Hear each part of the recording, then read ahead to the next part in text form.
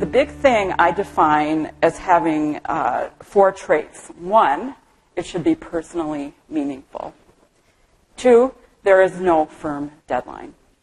3, its structure is large, complex, and at first unclear.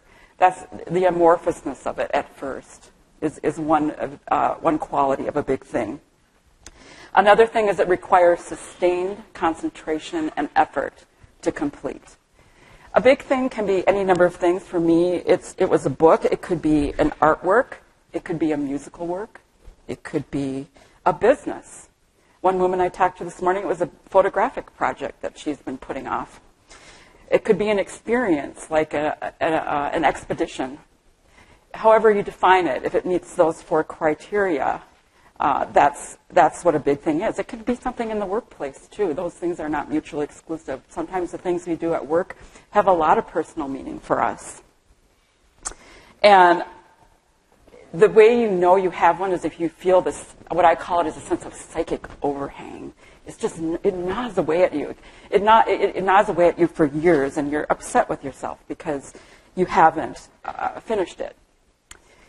Now, it's always been hard to complete a big thing. But I think in some ways, in our current time, it's harder than ever.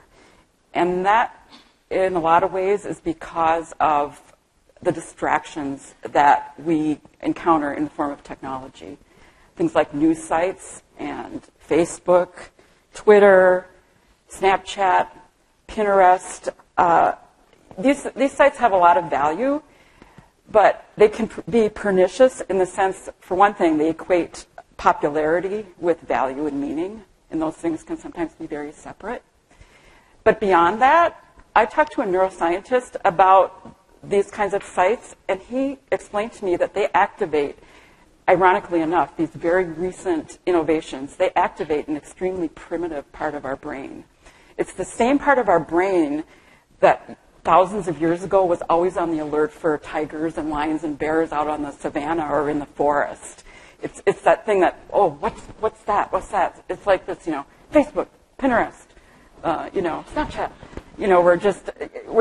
There's something in us that wants to react to these kinds of stimulus. And you know how it is after you do that for a while, you keep looking at these things, and it ends up being extremely unsatisfying. But don't blame yourself for that, because it's natural in us to want to do that.